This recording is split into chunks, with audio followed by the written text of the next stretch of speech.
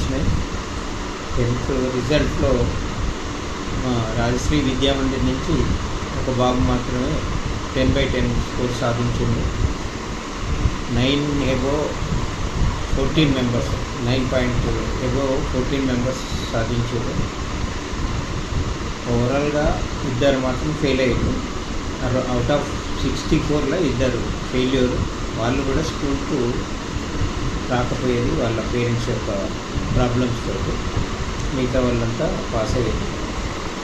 ఇంకా ఈ కాంపిటీషన్ ఎగ్జామ్స్లో ఇంకా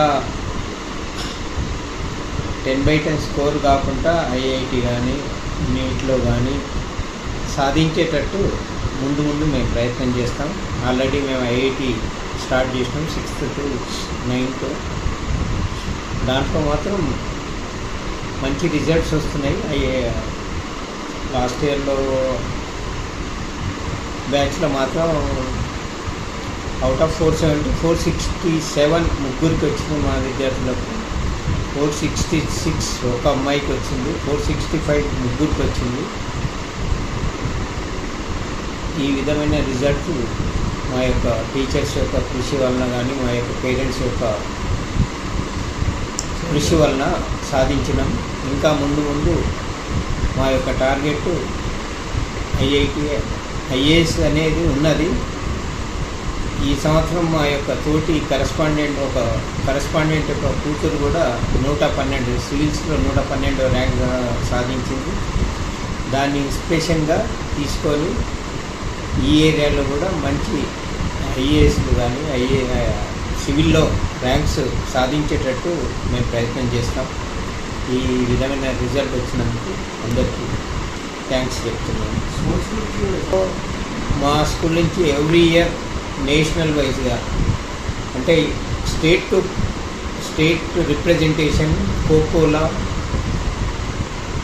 ప్రతి వాలీబాల్ ఉండేది, ఇప్పుడు ఖోఖోలో ఉంటున్నారు.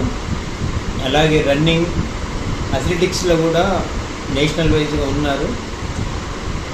మా స్కూల్లో కంపల్సరీ గేమ్స్లో మాత్రం మేము చాలా ప్రిఫరెన్స్ ఇస్తాం.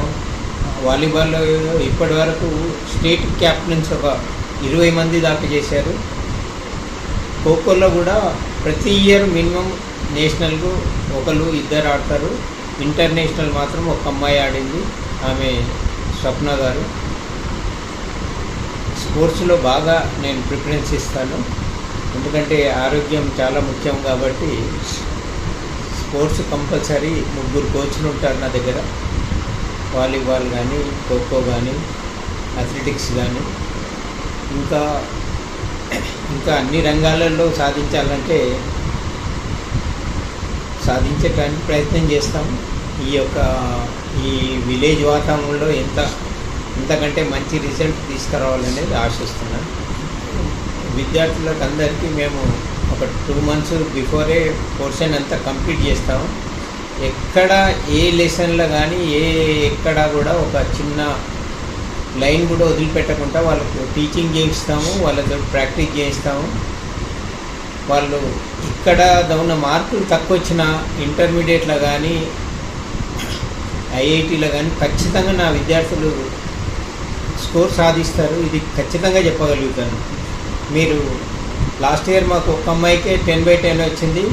ఇప్పుడు ఇంటర్మీడియట్లో ఉండే ఇప్పుడు సెకండ్ ఇయర్ అబ్బాయి అయితే అవుట్ ఆఫ్ 1000 985 స్కోర్ చేసిండు సెకండ్ ఇయర్ అబ్బాయి. ఇంకా కొందరు రిజల్ట్ మాకు రాలేదు, అంటే మేము తీసుకోలేకపోయినాం. మా విద్యార్థులు ఎవ్రీ ఇయర్ ఒకరో ఇద్దరో ఎన్ఐటి కానీ ఐఐటి కానీ సాధిస్తారు. ఇప్పుడు నా యొక్క టార్గెట్ మాత్రం సివిల్స్లో సాధించాలనేది. సివిల్స్లో సాధిస్తే మాత్రం నేను మంచి వాళ్ళకి గిఫ్ట్ ఇస్తాను. నా దగ్గర 10/10 సాధించిన ప్రతి విద్యార్థికి నేను 10,000 ఎవ్రీ ఇయర్ ఇస్తాను. అన్ని రంగాలలో తీసుకెళ్తాం. ఎక్స్కర్షన్ తీసుకెళ్ళాలంటే గవర్నమెంట్ పర్మిషన్ ఇస్తలేదు సార్. గవర్నమెంట్ పోతే వాళ్ళు మమ్మల్ని క్వశ్చన్ చేస్తున్నారు.